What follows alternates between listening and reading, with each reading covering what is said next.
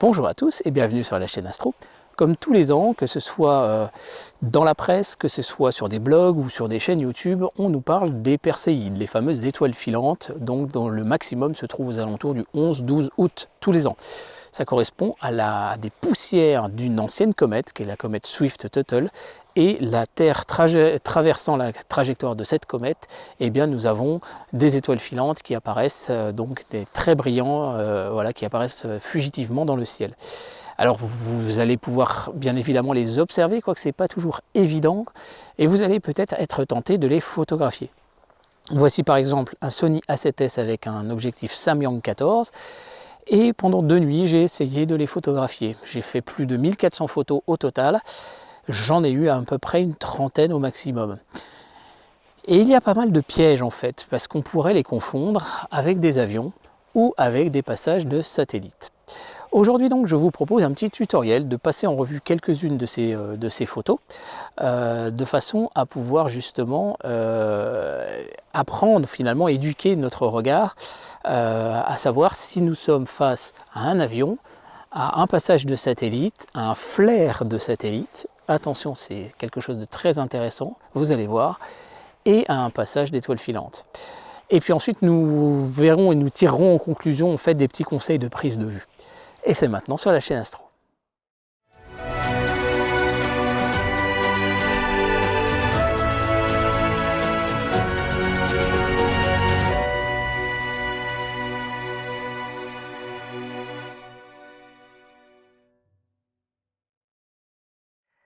Alors, bienvenue dans ce petit tutoriel. Notre objectif, on va être très clair, hein, c'est de parler de phénomènes explicables. On va pas parler des ovnis dans cet épisode, c'est vraiment de parler de phénomènes que l'on connaît, que l'on sait expliquer, et ça va déjà vous donner un esprit critique à la compréhension des choses. Donc vous avez devant vous, eh bien, la voûte céleste, en été. Alors le nord est par ici, hein, l'étoile polaire elle doit être par là.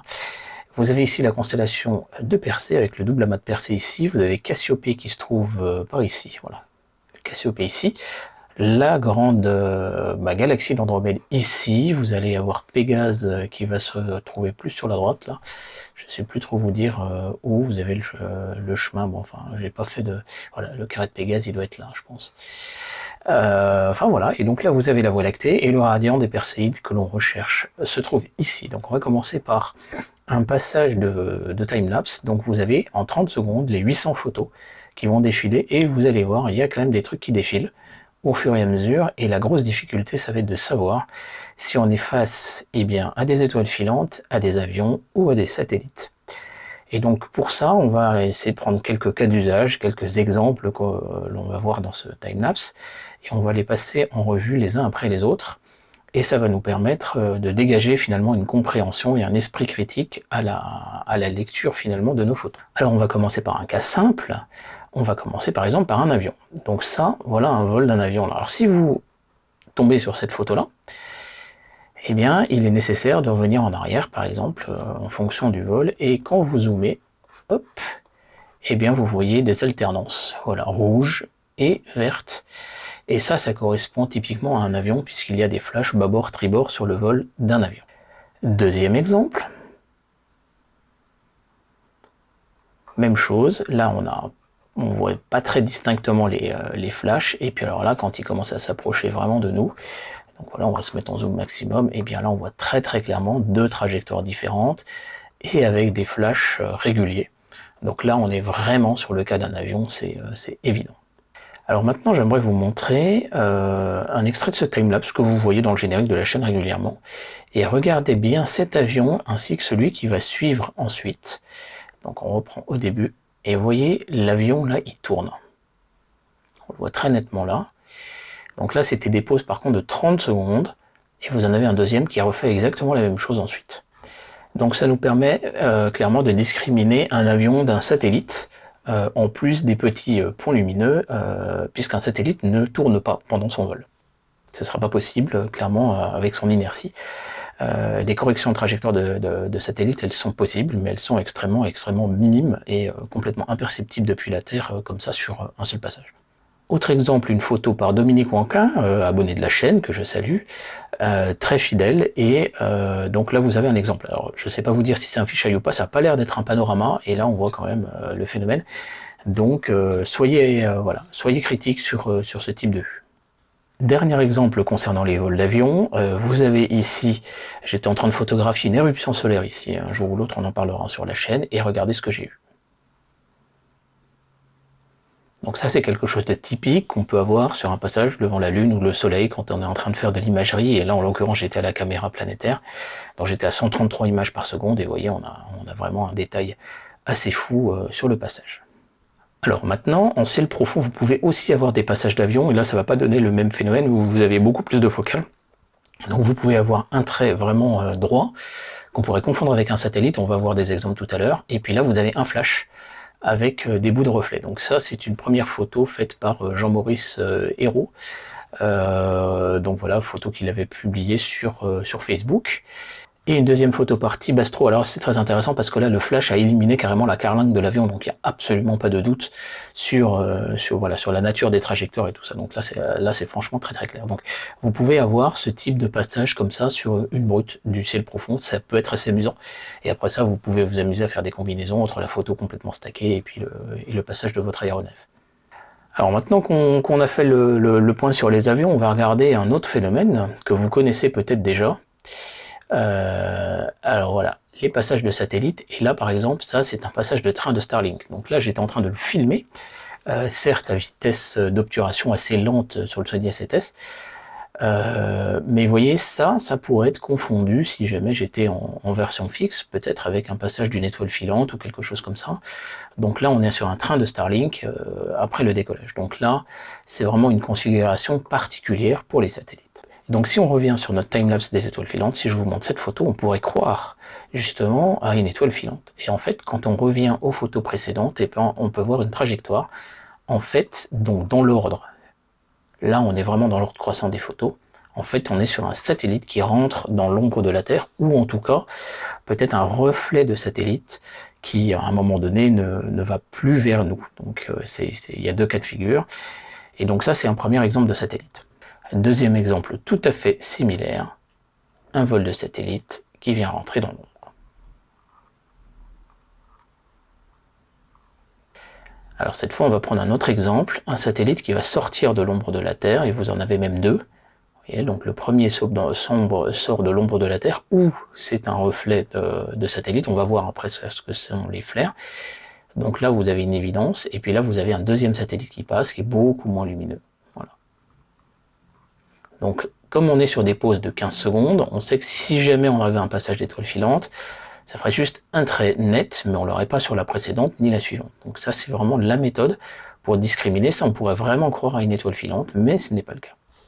Un autre exemple de satellite très peu lumineux ici, et si on fait vraiment pas attention, eh bien on pourrait vraiment croire à un petit passage d'étoile filante. Là vous en avez un autre là qui passe, qui a été un peu partiellement caché par les arbres, donc si vous prenez cette photo comme ça, on pourrait croire à deux petites étoiles filantes. Ce n'est pas le cas, il faut vraiment regarder les photos suivantes et précédentes. Donc c'est vraiment pour ça que je vous conseille clairement d'être en permanence en mode rafale. Alors nous allons maintenant parler d'un phénomène qui sont les flares, c'est-à-dire le reflet d'une surface plane et réfléchissante d'un satellite, et dans certains cas on peut même les prédire. Donc là vous avez sur cette photo, vous n'avez pas de doute, c'est le passage d'un avion, on a bien les interstices réguliers et puis on a plus de traits parallèles. Et là regardez ce qui se passe, ça commence à apparaître, là on pourrait vraiment croire une étoile filante, puis ensuite ça disparaît. En réalité c'est ce qu'on appelle un flash iridium, ou iridium flare en anglais. Donc c'était des satellites de télécommunication à 600 km d'altitude, et les antennes pouvaient nous faire un reflet évident. Alors je peux vous montrer avec une petite maquette du télescope spatial Hubble ce que ça peut donner en recréation artificielle entre guillemets. Donc ça, il faut être vigilant sur ce genre de choses, c'est vraiment traître et on pourrait vraiment croire à des étoiles filantes. Mais vous voyez la durée, là on était je crois sur des pauses peut-être de 15 ou 30 secondes, je sais plus, ça fait longtemps que je les avais faites celles-là, et on pourrait vraiment y croire. Donc en fait si je regarde, on va regarder les propriétés de la photo. On était sur des pauses de 10 secondes, vous voyez. Donc une vraie étoile filante, en 10 secondes c'était terminé, mais là, clairement, c'est pas une étoile filante. Alors, un exemple dans notre timelapse cette fois. Eh bien, regardez, on a une apparition progressive ici, et puis une disparition. On est sur des pauses de 15 secondes. Donc ça fait 15, 30, 45, 1 minute 15, 1 minute 30. Voilà. Cette partie-là a duré 1 minute 30, clairement, c'est pas une étoile filante. Autre exemple. Donc là, on voit apparaître, on n'a quasiment rien. 15, 30, 45, 1 minute 15, 1 minute 30, 1 minute 45, 2 minutes, 2 minutes 15. Voilà. Encore un autre exemple. Là, on a vraiment un flash vraiment très très net d'un coup. Donc là, on est vraiment plus sur une surface nette, et alors que dans certains cas, on est plus sur le côté d'une surface nette. Donc là, c'est vraiment très clairement un flare. Alors regardez, le truc est très intéressant avec cette série. Vous avez le passage du satellite, et on va continuer à le suivre virtuellement. Vous voyez qu'il a complètement disparu là. Là, vous avez un deuxième flare là. Vous voyez, le deuxième, il revient là. C'est la même trajectoire. Hein. Là. Et le premier, on le sent là, un tout petit peu. C'est très très subtil. Hein. Donc on peut zoomer pour vraiment vous montrer. Vous voyez, on le voit qui passe là encore. Donc clairement, cette série-là, c'était des flares de satellite. C'était pas des étoiles filantes. Autre passage de satellite, vous voyez. Donc là, on se retrouve. C'est pas celle-là, celle-là, elle nous intéresse pas. Autre exemple. Donc là, vous avez une petite apparition. Ça disparaît. Et puis ça va réapparaître.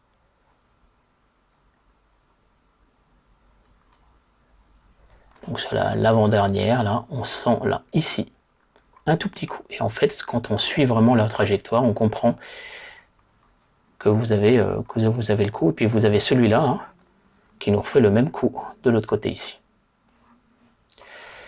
Alors qu'est-ce que ça peut donner maintenant, tous ces passages de satellites en ciel profond cette fois? Donc je vous ai montré des Starlink vus de loin, maintenant je peux vous montrer des Starlink cette fois en équivalent vue oculaire. Donc je m'étais amusé à suivre des Starlink avec le 400, vous voyez il passe là, et vous voyez des étoiles là ici. Donc voilà, quand on essaie de le suivre, on voit que c'est quand même très très lumineux par rapport aux différentes étoiles, puisque ça reste quand même un point. Donc la luminosité d'un satellite en ciel profond, on ne va pas la louper. Voilà par exemple des brutes de la tête de singe, et là vous avez des passages de Starlink. Alors ça c'est pas un Starlink, probablement pas. Par contre là c'était des Starlink, on les avait vraiment en rafale qui passaient les uns après les autres. Là vous voyez qu'on a encore un autre passage, sans doute un autre satellite. Donc vous voyez un petit peu le... Là c'est quand même très très évident. Alors les Starlink là, ils étaient en mode lancement et ils étaient particulièrement brillants pendant cette phase du vol. Après ils sont moins brillants au bout des différents jours, donc voilà un peu ce que ça donne quand on empile les différentes images et qu'on pousse un peu le contraste. Donc là on peut artificiellement bien sûr être violent, et puis avoir un vrai traitement nous permet d'éliminer tout ça, et puis on a notre nébuleuse et il n'y a pas tellement d'inquiétude à avoir au total. Et puis vous avez donc les fameux flares, voilà un flare d'un satellite en ciel profond, toujours à 800 de focale, avec le photostroke, et là j'étais sur la comète Neowise, et là on voit très bien le truc. Alors ce qui est important, c'est de regarder de près, on voit que le passage est extrêmement net, il n'y a absolument rien qui bave, même s'il y a un peu un effet de couleur, voilà, ça bave pas, on a des petites ondulations, mais ça peut être le suivi parce que le satellite n'est pas non plus instantané, donc ça peut être un petit peu le suivi. S'il y a des petites ondulations comme ça peut aider à dire, là on est sur l'erreur périodique de la monture, et là ça peut nous aider à savoir qu'on est sur un satellite. Autre configuration, je vous ai déjà montré ça, ce sont des satellites géostationnaires, cette fois c'est des pauses de 30 secondes. Ces satellites sont en réalité fixes vis-à-vis du sol, mais par contre, comme notre télescope file vers la droite, eh bien, on peut les voir défiler au fur et à mesure. Donc là, on les voit très bien dans Sky Safari, hein, quand on met les vues avec les satellites, donc on sait prévoir le truc. Au final, voici donc ma nébuleuse à la tête de sorcière avec tous les passages de satellites, on voit qu'ils sont vraiment tous strictement parallèles. Là, c'est la réjection, donc ça montre vraiment ce qui a été supprimé à l'empilement, et voilà l'empilement. Donc là on est clairement sur une compréhension, donc on est face à des satellites, vous voyez qu'ils sont beaucoup moins lumineux proportionnellement par rapport à des Starlink, et surtout qu'ils passent beaucoup plus lentement qu'un Starlink. Donc on n'est pas sur de l'orbite basse, on est sur de l'orbite géostationnaire. Et si par contre j'arrête la monture, là j'aurai les étoiles qui feraient défiler, et mon satellite serait net. Un jour ou l'autre, il faudra essayer de faire le truc, mais vous avez ça sur la chaîne Lanares Astrophotographie. Alors revenons-en maintenant à ce que vous attendez tous, bien évidemment, les étoiles filantes cette fois. Alors prenons un exemple, voilà une première photo, j'ai rien. Ici, eh bien, vous avez une apparition de quelque chose, et puis là vous avez rien. Donc sur 3 photos, là on a une discrimination, et quand on vient zoomer, qu'est-ce qu'on voit? On voit une montée en lumière, et puis une descente en lumière. Et surtout on note une chose, c'est qu'il y a quand même une couleur. Ça peut être un indice intéressant. Deuxième exemple, vous avez rien, et là on a quelque chose là, vert. Et puis là ensuite on a rien. Donc quand on suit comme ça, il faut vraiment suivre sur une bonne série de photos, savoir si c'était pas un petit flair de satellite et puis qui réapparaîtrait derrière. Donc on va suivre comme ça. Et effectivement, sur les différentes photos, ben, on en a vraiment qu'une seule qui a le truc, et là on note que c'est vert encore à nouveau. Vous voyez là par contre, j'ai quelque chose de blanc, là j'ai quelque chose de blanc. Alors pardon, voilà, là vous voyez je l'ai sur la suivante, là encore de nouveau, là je l'ai sur la suivante. Donc là on est vraiment sur quelque chose qui suit sur plusieurs photos, alors que notre trait là ici, il n'est qu'une seule fois, et donc là on comprendra que c'est soit une Perséide, et puis globalement qui est un peu dans le sens qui va bien vis-à-vis du radian donc de la constellation des Perséides. Encore un autre exemple. Alors celui-là on le notera, il est vert d'un côté, il est un petit peu plus blanc violacé de l'autre. Enfin un autre et dernier exemple, vous voyez que là on a un passage de satellite avec même presque un bout de flair, là vous voyez, et puis ensuite ça disparaît. Et là par contre on a un vrai passage bien évident, avec une petite variation de couleur, plus vert ici et un peu plus, peut-être un petit peu moins vert, un peu moins saturé de ce côté-là. Alors voici une très belle photo qui a été faite par Wolfie, que vous connaissez, abonné de la chaîne, que je salue. Alors là, on voit que le traitement a cherché à booster un petit peu le truc, mais quand même, là on a vraiment quelque chose qui est hyper brillant sur le passage, et ça c'est ce qu'on appelle un bolide en fait. Donc là on est vraiment sur quelque chose de beaucoup plus balèze qu'une simple petite météoroïde, et donc là on est vraiment sur quelque chose de beau. Et enfin une autre photo de Raphaël Michaud, alors là qui est très intéressante, donc on est sur la nébuleuse de l'Amérique du Nord, celle-là vous la connaissez bien, ça ressemble à une brute, hein, par exemple 30 secondes, et là par contre vous voyez très bien un passage vraiment brillant, alors quelle que soit la couleur ça peut virer au blanc, hein, c'est un peu normal, et par contre vous voyez que ça bave d'un côté. Et donc là clairement on est sur le passage d'un bolide, d'une très très belle étoile filante, mais qui laisse une traînée derrière, une traînée qui peut être persistante à l'œil nu pendant une quinzaine de secondes.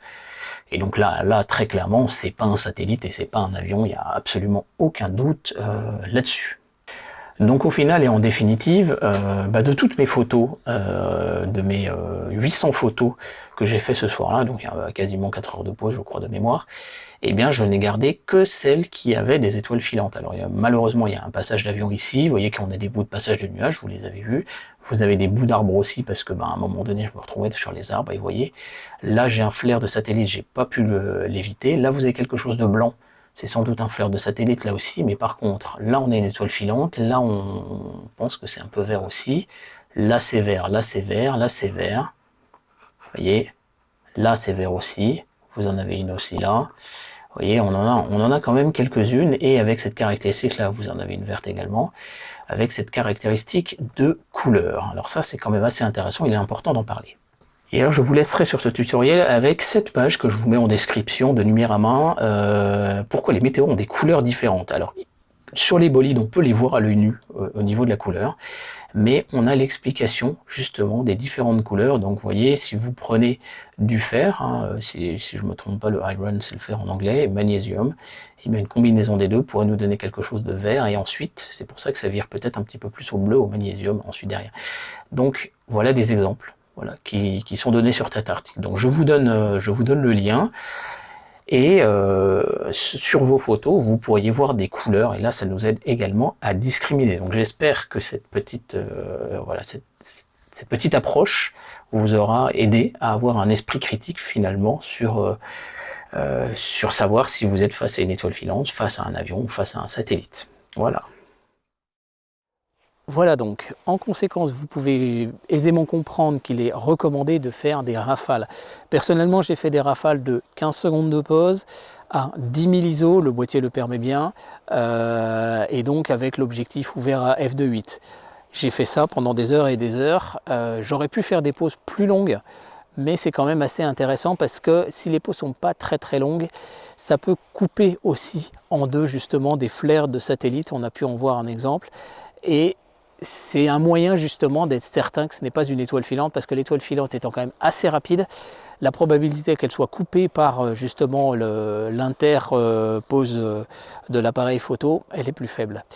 Un Sony A7S est fortement recommandé par rapport à ça, dans le sens où il a un rideau, un obturateur électronique. Ça permet d'éviter d'user mécaniquement le boîtier. C'est quand même toujours ça de gagner, parce que 1400 photos, c'est quand même pas rien. Mais vous voyez qu'on peut faire des choses. Vous pouvez aussi faire bien évidemment des photos avec une caméra All Sky. Certaines caméras justement maintenant sont vendues avec un petit truc qui se visse dessus, donc des caméras planétaires. Ça peut être une possibilité aussi. Donc voilà, j'espère que cet épisode vous aura plu, vous aura donné quelques conseils pour les prises de vue. J'oublie une chose très importante, vous pouvez le voir ici. L'appareil photo est braqué vers le nord, parce que les Perséides proviennent comme leur nom l'indique, de la constellation de Persée, qui se trouve un petit peu au sud-est du nord, au début de la nuit. Et donc la monture Star Adventurer va permettre de suivre la constellation au fur et à mesure où elle va se lever dans le ciel.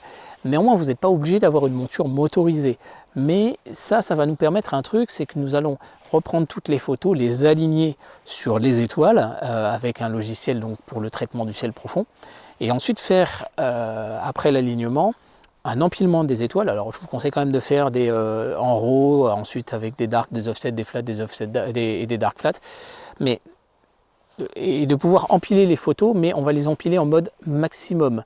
C'est-à-dire qu'en fait, le maximum de chacune des photos va être retenu quand on aura retenu les quelques photos qui contiennent les étoiles filantes. Ça va nous permettre de faire des photos qui vont nous montrer globalement le radian, c'est-à-dire le point de provenance de nos étoiles filantes. Ça peut être assez sympa, mais vous n'êtes pas du tout obligé d'utiliser une monture motorisée. Voilà pour les conseils du coup aussi pour les prises de vue des étoiles filantes. J'espère que cet épisode vous aura plu. Personnellement, ça m'a un petit peu déçu cette chasse aux étoiles filantes, mais c'était quand même un petit peu amusant. N'hésitez pas à partager cet épisode autour de vous quand vous voyez des gens qui posent la question justement de savoir est-ce que j'ai bien photographié une étoile filante. Voilà, je pense que j'ai sorti un petit peu la démarche à suivre. Voilà, n'hésitez pas à vous abonner si ce n'est déjà fait, à laisser un petit mot dans l'espace commentaire, surtout votre témoignage aussi d'observation et de photos des étoiles filantes. Et je vous dis à très bientôt sur la chaîne Astro. Merci, au revoir.